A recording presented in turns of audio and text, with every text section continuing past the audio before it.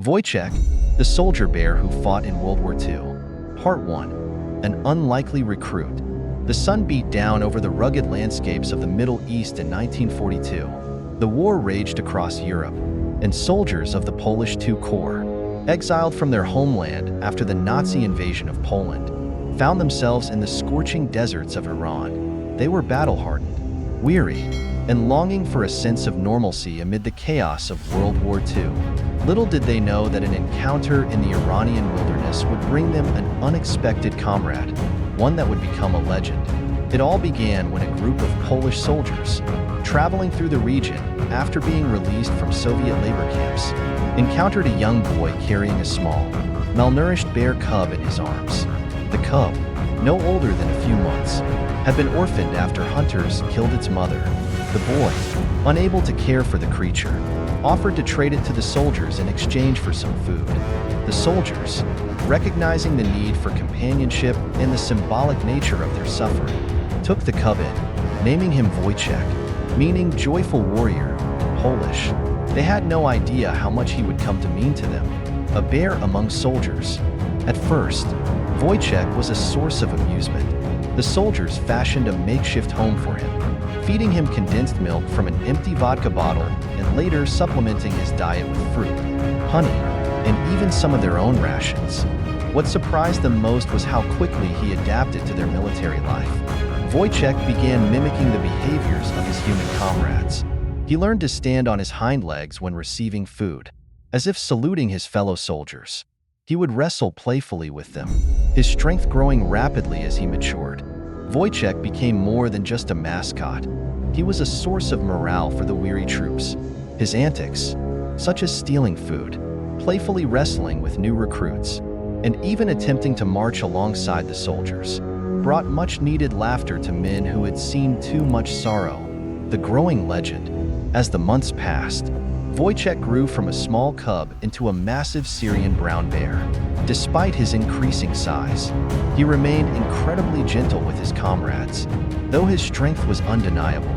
By the time the unit was stationed in Egypt in preparation for the Italian campaign, Wojtek weighed over 200 kilograms, 440 pounds, and stood nearly 6 feet tall on his hind legs.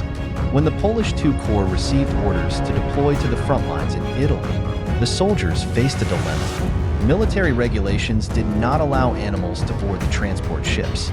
The idea of leaving Wojtek behind was unthinkable. Then, someone had an idea. Enlist Wojtek into the army as an official soldier. The paperwork was filed, and remarkably, Wojtek was officially drafted into the Polish army. He was given a rank, a serial number, and was officially recorded as a private of the 22nd Artillery Supply Company. This wasn't just a clever loophole. Wojtek became a recognized member of the military, allowing him to travel with the men who had become his family. The journey to war. As the Polish II Corps prepared for one of the most critical battles of the Italian campaign, Wojtek was more than just a mascot. He was a comrade. The soldiers had trained him to understand basic commands, and he seemed to recognize the urgency and gravity of their missions. He was no longer just a bear. He was a soldier. His greatest moment, however, was yet to come. As the unit landed in Italy, facing the brutal reality of warfare at Monte Cassino, Wojtek's legend was about to be cemented in history. The bear who had once been an orphan cub in the deserts of Iran would soon play a role that no one could have imagined. Part 2. Wojtek goes to war. The Italian campaign was one of the most grueling battles faced by the Allies in World War II, as the Polish II Corps prepared to fight at Monte Cassino, one of the most heavily fortified German strongholds in Italy. Wojtek's presence in the ranks became more than symbolic. It became essential. The mountainous terrain and fierce enemy resistance made resupplying the front lines a near impossible task. The Polish soldiers were tasked with carrying heavy crates of artillery shells and supplies to their comrades under fire. Seeing their struggle, Wojtek instinctively stepped in to help. To the amazement of everyone, the massive bear began lifting and carrying heavy artillery shells to the frontline supply points. He didn't need orders or encouragement. He simply followed his fellow soldiers and mimicked their actions.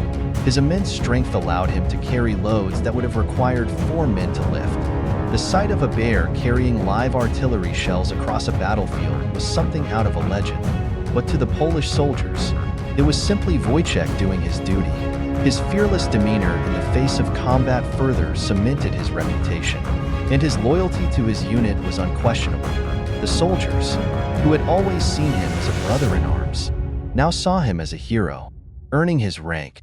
As the battle raged on, Wojtek continued to assist in supply missions, carrying crates of ammunition, water, and food to the exhausted soldiers. His presence alone provided a morale boost like no other. The troops often cheered him on, and his ability to navigate the dangerous terrain without hesitation made him an even greater asset. As word of Wojtek's exploits spread, he became a legend among the Allied forces, British and American troops. Initially skeptical about the stories of a bear soldier, were stunned when they saw him in action. Some even joked that the Polish army had found the ultimate war machine, one that couldn't be stopped by bullets or exhaustion. To recognize his contributions, Wojtek was officially promoted to the rank of corporal. His name was inscribed in the unit's records, and he became the symbol of the 22nd Artillery Supply Company. The unit even redesigned their official emblem, a bear carrying an artillery shell, forever immortalizing Wojtek's service. Life on the front lines. Despite the horrors of war, Wojtek remained a gentle companion to the troops. When not carrying supplies, he spent his time wrestling with the soldiers, sharing their rations, and even drinking beer from their cups, an indulgence that only made him more beloved among his comrades. At night, when the fighting slowed, he would curl up near the campfires, his massive body providing warmth to the weary troops. For many of the Polish soldiers, Wojtek was more than just a mascot or a soldier. He was a reminder of home, of resilience, and of the unbreakable bond that had formed between them. The turning point at Monte Cassino. The battle for Monte Cassino lasted for months, with heavy casualties on all sides. The Polish forces played a crucial role in the final assault, enduring brutal combat to break through German defenses. Wojtek remained at their side through it all, steadfast in his duty. When victory was finally secured in May 1944, the men of the 22nd Artillery Supply Company celebrated their triumph, and among them stood Wojtek, their bear comrade, who had helped make it possible. The bond between Wojtek and the soldiers of the Polish II Corps had become legendary. He was no longer just a bear. He was a symbol of resilience, courage, and the unbreakable spirit of the men who fought for their homeland. But Wojtek's journey was far from over. The war was still raging, and he would soon face another great challenge, one that would test his place in a world that was rapidly changing. Part 3. The bear becomes a legend. With Monte Cassino behind them, the Polish II Corps pressed forward, continuing their campaign through Italy alongside the Allied forces. Wojtek, now a battle-hardened soldier in his own right, remained at the heart of the unit. He had fought alongside his comrades, carrying artillery shells under enemy fire, and had become more than just a mascot. He was a symbol of Polish perseverance and hope. Though Wojtek was never trained in combat, his mere presence on the battlefield was enough to boost morale. Soldiers believed that as long as he was with them, they could overcome any challenge. He embodied the spirit of resilience, loyalty, and camaraderie. But as the war raged on, Wojtek's legend spread far beyond the ranks of the Polish forces. Fame spreads beyond the battlefield. Wojtek's incredible feats did not go unnoticed.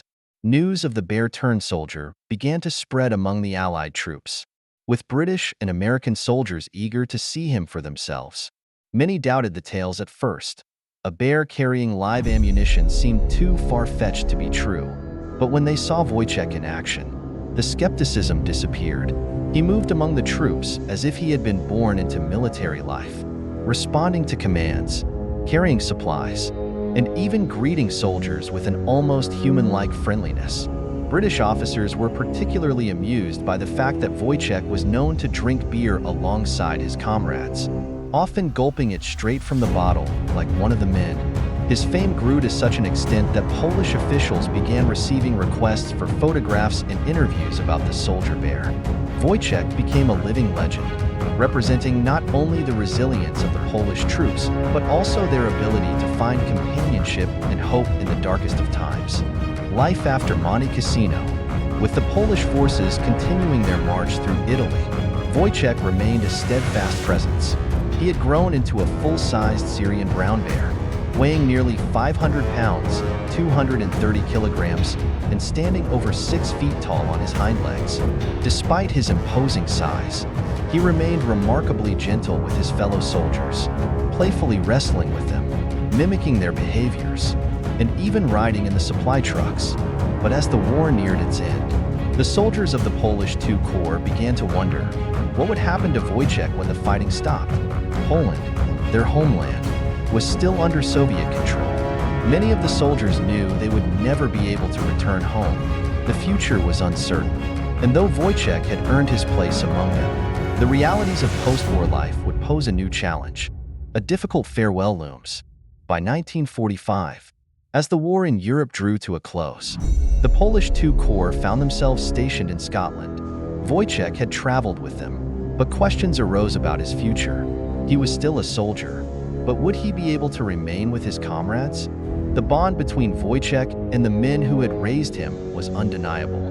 Many of them had lost everything: their homes, their families, their country. Wojtek had become a piece of their identity, a reminder of their journey and their resilience. The thought of parting with him was heartbreaking. Rumors swirled about what would happen next. Some suggested that he could be sent to a zoo, while others argued that he should be allowed to remain in military service.